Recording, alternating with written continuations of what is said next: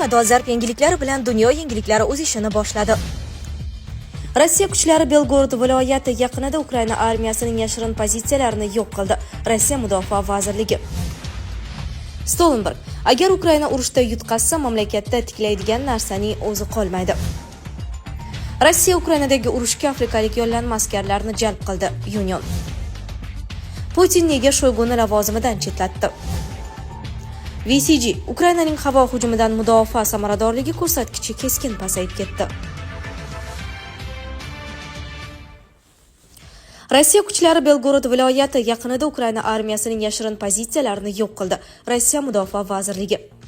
Rossiya qo'shinlari 13-may kuni Belgorod viloyatida chegaradosh hududda Ukraina armiyasining yashirin pozitsiyalarini yo'q qilgan. Bu haqda Rossiya mudofaa vazirligi bayonotiga asoslanib TASS nashri xabar berdi. Manbada aytilishicha, Belgorod chegarasi yaqinidagi yashirin nishonlarni yo'q qilish uchun rus armiyasi harbiy dronlardan foydalangan. Ular yordamida seriyali hujumlar amalga oshirilgan. Shimoliy jangovar guruhining harbiy dron operatorlari Ukrainaning Belgorod viloyati bilan chegaradosh hududidagi maxsus harbiy operatsiyada Ukraina terrorchi tuzilmalarining kamuflyajlangan pozitsiyalari va ishchi kuchlarini yo'q qilishdi, deyiladi Rossiya mudofaa vazirligi bayonotida.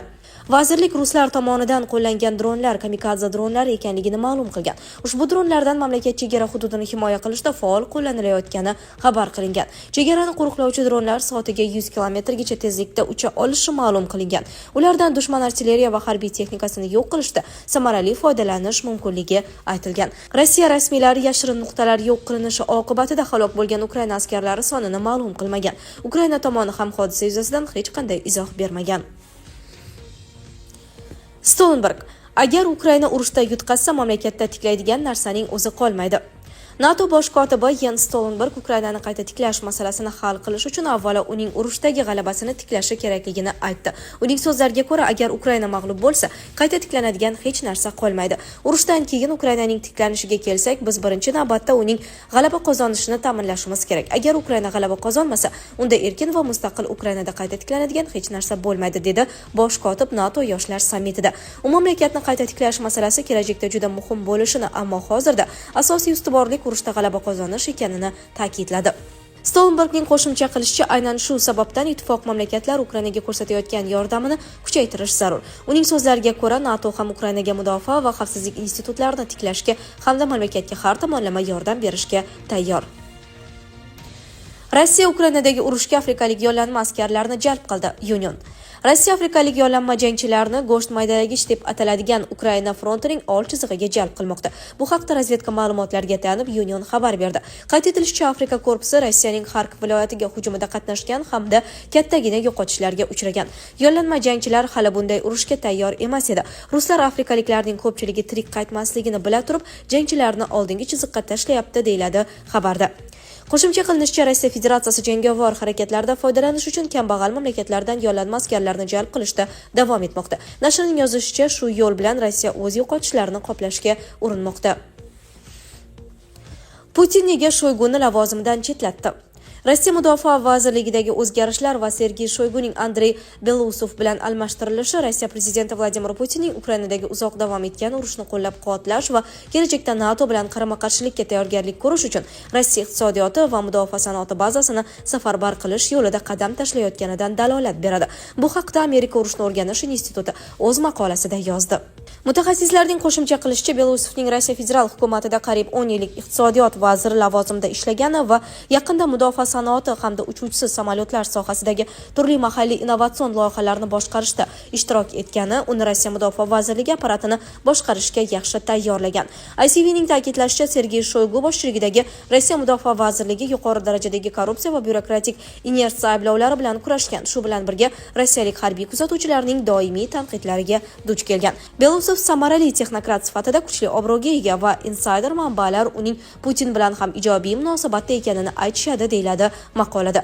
Qayd etilishicha, Putin Belousov tajribasidan harbiy va iqtisodiy siyosatni uyg'unlashtirish uchun foydalanmoqchi. Amerika urushni o'rganish institutiga ko'ra, Putin avvalroq o'zining muvaffaqiyatsiz generallarini chetga surib qo'ygan. Ularni to'g'ridan-to'g'ri qo'mondonlikdan tashqari xavfsizlik va mudofaa postlariga qayta tayinlagan. Ba'zan esa ayblaridan qutulib, Putin xizmatiga qaytishga imkon bergan. VCG: Ukrainaning havo hujumidan mudofaa samaradorligi ko'rsatkichi keskin pasayib ketdi. O'tgan bir oy ichida Ukraina havo hujumidan mudofaa vositalari Rossiya qo'shinlari tomonidan uchirilgan raketalarning atiga 30%ni urib tushira oldi, deb yozadi The Wall Street Journal 13-may dushanba kuni. So'nggi 6 oy ichida Ukraina harbiylari raketalarning o'rtacha 46%ni urib tushirgan bo'lsa, avvalgi 6 oyda havo hujumidan mudofaa samaradorligi ko'rsatkichi 73%ni tashkil etgan, deb hisoblaydi nashr jurnalistlari. Ukraina havo kuchlari qo'mondonligi ma'lumotlarga tayanib, biroq urib tushirish osonroq bo'lgan uzoq masofaga uchuvchi Shahid uchuvchisiz uchoqlarning tutib olish darajasi so'nggi 6 oy ichida atiga 1% ga tushib 82% ni tashkil etdi.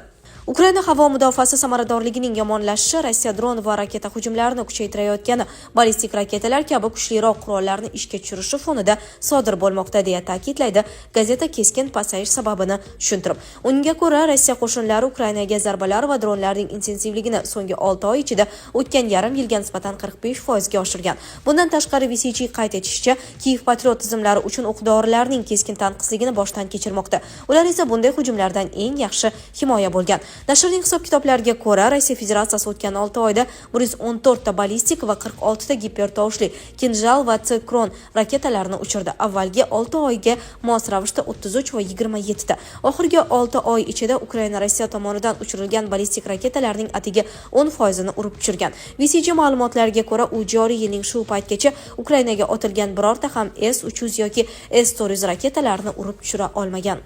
Sizlarga yetkazmoqchi bo'lganlarimiz shulardan iborat edi. Dunyo yangiliklaridan uzoqlashmang.